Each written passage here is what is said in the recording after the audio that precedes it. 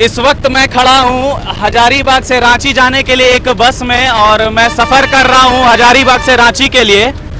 और आप देख सकते हैं कि हजारीबाग से रांची के लिए इस बस में कितना क्राउड है। काफ़ी लोग ऐसे हैं जो पूरा किराया देते हुए पर भी जो है उनको सीट नहीं मिल पा रही है और वो खड़े खड़े सफ़र कर रहे हैं। और हमारे साथ इस बस में काफ़ी स्टूडेंट्स भी हैं, कोई डेली वर्कर भी हैं जो हजारीबाग से रांची जा कर के अपना जॉब करते हैं, कोई प्राइवेट जॉब में हैं। लेकिन सबसे बड़ा मुद्दा और विषय ये है कि ये इन लोगों को इस तरीके से बस में सफ़र क्यों करना पड़ रहा है। मैं आप लोगों को बताते चलूं कि हजारीबाग में 2015 में रेलवे का उद्घाटन हुआ था, जिसका उद्घाटन हमारे माननीय प्रधानमंत्री महोदय ने आकर किया था। लेकिन मैं उनसे एक प्रश्न भी करना चाहता हूं कि 15 साल 2015 से 2021 आ गया, लेकिन अभी तक हजारीबाग से रांची के लिए रेगुलर ट्रेन का व्यवस्था नहीं हो पाया है।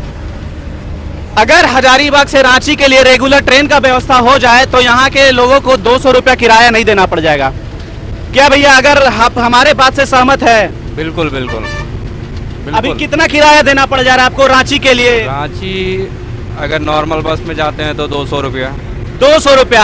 आपको बताते चले कि हजारीबाग से रांची का महज दूरी 90 से 95 किलोमीटर का दूरी है और मात्र 90 से 95 किलोमीटर का दूरी सफर तय करने के लिए आम लोगों को 200 रुपया का किराया देना पड़ रहा है। तो क्या इस विषय पर प्रश्न नहीं बनता है? आपको बता दें कि हजारीबाग में जो रेलवे चालू हुआ है, जिसका मेन मकसद रह गया है सिर्फ और सिर्फ कोयला का ढुलाई करना। कहां से हैं अभी आप?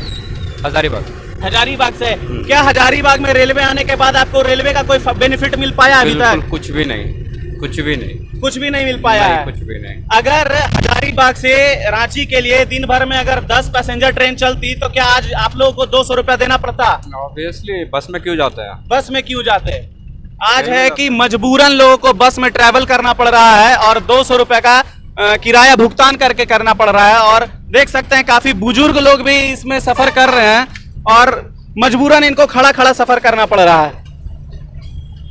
इस बस में देखिए हमारे बीच में कुछ स्टूडेंट्स वर्ग के भी लोग हैं और उनसे भी हम मिलकर बात करना चाहेंगे कि पहले उनको क्या फेयर देना पड़ता था और आज क्या देना पड़ रहा है। कहाँ जा रही हैं आप? रामगढ़ जा रही है। कहाँ से चली हैं? हजारीबाग। पहले कितना किराया देना पड़ता था आपको? पहले तो पता नहीं, हम लोग का अभी जस्ट स्टार्ट हुआ है सेशन। मतलब अभी कोरोना के बाद आप लोग स्टार्ट किए हैं, अभी क्या किराया देना पड़ रहा है? अभी मिनिमम 80 तो देना ही पड़ता है। देखिए हमारे साथ में एक स्टूडेंट बैठी हुई है जो रामगढ़ किसी टीचर ट्रेनिंग कॉलेज की स्टूडेंट लग रही हैं। अब बताइए कि इनको पर डे 50 रुपया जो है सो एक तरफ से देना पड़ता है ना? 80 रुपया, सॉरी माफ कीजिएगा, ये खुद बता रही है कि 80 रुपया किराया इनको हजारीबाग से रामगढ़ जाने के लिए देना पड़ता है और 80 रुपया वापस आने के लिए देना पड़ता है। कुल मिला के 160 रुपया इनको खर्च पड़ जा रहा है एक दिन का। तो ये बेचारी अभी स्टूडेंट हैं, कैसे मैनेज कर पाते हैं? काफी इनके घर वालों को काफी मतलब कि समस्या का सामना करना पड़ रहा है पढ़ाई को लेकर। लेकिन आज महंगाई का दर इतना ऊंचा हो गया है, अब खुद इनसे जानना चाहेंगे कि क्या इनका स्टैंड रहता है, क्या बताना चाहती हैं इनके बारे में? किराया इतना बढ़ गया है जिसके वजह से हम लोग को सप्ताह में 2 या 3 दिन ही क्लास करना पड़ता है, क्योंकि इतना पैसा हम लोग सप्ताह में रोज हम लोग जा ही नहीं सकते हैं, क्योंकि ज़्यादा पैसा लग रहा है। 80 करके 160 रुपये पर डे का खर्चा है। इसके वजह से हम लोग सप्ताह में 2 या 3 दिन जा पा रहे हैं, रेगुलर क्लास नहीं कर पा रहे हैं। लगातार डीजल का दाम जो बढ़ रहा है उस पे आप क्या सरकार को आप क्या कहना चाहेंगे? क्या इस पे क्या एक्शन लेना चाहिए? टीचर का?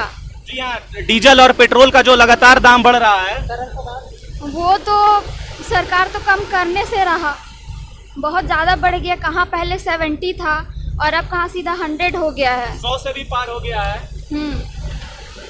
तो इसका डायरेक्ट असर कहीं ना कहीं पर हर वर्ग पे पड़ रहा है, जो कि किसी स्टूडेंट को पहले जो लगातार क्लास करते थे, हमारे साथ एक और बंधु जुड़े हुए हैं और ये भी किसी कॉलेज के ही स्टूडेंट लग रहे हैं, तो इनसे भी हम लोग जानने का प्रयास करेंगे कि कितना दिक्कत होता है इनको। अगर रेलवे अगर जुड़ जाता हजारीबाग से रांची के लिए रेगुलर अगर ट्रेन चलने लग जाती तो हमें लगता है कि मैं दावे के साथ कह सकता हूं कि लोगों को इतना परेशानी का सामना नहीं करना पड़ता। हमारे साथ एक सर भी बैठे हुए हैं और इनसे भी हम लोग मिलकर जानने का प्रयास करेंगे कि सर आप क्या दिक्कत का सामना करना पड़ रहा है और रेलवे के प्रति आपका क्या स्टैंड रहेगा कि क्या इसे जल्दी चालू होना चाहिए या इसे और 2-4 चुनाव तक जाना चाहिए? जितना जल्दी चालू होना चाहिए, गाड़ियों का संख्या बढ़ाना चाहिए, तभी कुछ राहत मिलेगा लोगों को। 2015 में हजारीबाग में रेलवे का उद्घाटन हुआ और हमको नहीं लगता है कि अभी तक इसका हजारीबाग वासियों या झारखंड वासियों को कोई स्पेशल बेनिफिट मिल पाया है। केवल कोयला ढुलाई का केवल काम हो रहा है। रेलवे चालू हुआ तब से केवल और केवल कोयले का ही अथी हो रहा है। और हम अभी चतरा जिला से हैं। हमारा रेलवे स्टेशन कटकम सांडी नज़दीक पड़ता है। हम दुआरी से हैं। जो हम बीएड कॉलेज का स्टूडेंट है, राधा गोविंद यूनिवर्सिटी का है। और हम लोग का किराया बहुत ज़्यादा देना पड़ता है, जिसके कारण हम लोग को काफ़ी परेशानियां हो रही है और हमारे गार्जियन का भी काफ़ी परेशानियां हो रही है, जिसके कारण हम लोग रेगुलर क्लास नहीं कर पाते हैं। बताइए, एक तरफ हमारे देश में शिक्षा को लेकर के बहुत बड़ा बड़ा दावा किया जा रहा है, लेकिन पैसे के अभाव में और काफ़ी तकनीकी परेशानी के वजह से स्टूडेंट रेगुलर कॉलेज नहीं जा पा रहे हैं। तो कहीं ना कहीं हर चीज़ से जुड़ा हुआ है और महंगाई का डायरेक्ट असर पड़ रहा है शिक्षा पर भी और लोगों के रोजगार पर भी। सर, आपको रांची हजारीबाग से महीने में कितना बार अप एंड डाउन करना पड़ता है? आए दिन करना पड़ता है। आए दिन करना पड़ता है। अब बताइए, अगर किसी का प्राइवेट जॉब है और महज 15 से 20 हजार रुपया अगर उनका मंथली सैलरी है, तो मैं दावे के साथ कह सकता हूं कि आधा सैलरी तो उनका किराया में ही चला जाता है। तो आप समझ सकते हैं कि काफी कितना दिक्कत का सामना करना पड़ रहा है। और उम्मीद करता हूं कि आप लोगों को ये कवरेज काफी पसंद आ रहा होगा। और आइए हम लोग मिलकर बात करने का भी प्रयास करेंगे बस वाले कंडक्टर से कि लगातार डीजल का दाम बढ़ रहा है तो उनपे क्या असर पड़ रहा है उनके ट्रांसपोर्टेशन पे। देख सकते हैं कि कितना लोग खड़ा खड़ा सफर कर रहे हैं पूरा किराया देने के बावजूद। तो हमारा रिक्वेस्ट रहेगा कि जल्दी से जल्दी जितना हो सके हजारीबाग से रांची के लिए रेलवे लाइन जो है सो एक्टिव कर दिया जाए और रेगुलर ट्रेन का आवागमन किया जाए।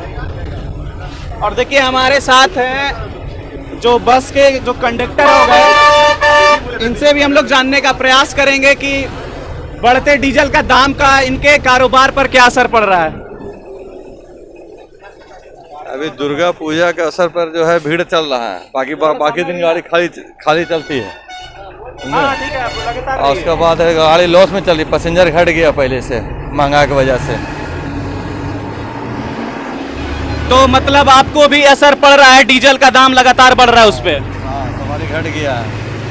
पहले सवारी आधा हो गया है। पहले से सवारी आधा हो गया है। तो अभी आप जो हजारीबाग से रांची के लिए 200 रुपये का किराया ले रहे हैं, तो पैसेंजर भी तो किराया देने में काफी आनाकानी करते होंगे। हाँ, वो पुराना आनाकानी करता है। कोई 150 देता है, कोई 130 देता है, कोई 200 दिया, कोई बोलेगा स्टाफ है।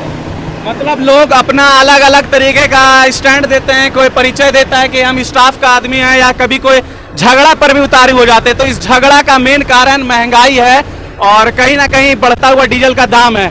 हमारे साथ सफर कर रही है एक मैडम भी हैं, उनसे भी हम लोग जानने का प्रयास करेंगे। मैडम, कुछ तो आप बता दीजिए।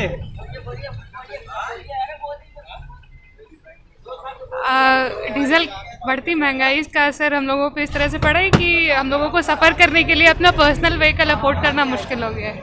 जी हाँ, आज तक हम लोगों ने कभी नहीं देखा है कि किसी भी पॉलिटिशियन को इस तरीके से पब्लिक ट्रांसपोर्ट से सफ़र करते हुए उनको क्या एहसास हो सकता है कि लोगों को, आम आदमी को क्या दिक्कत का सामना करना पड़ता है।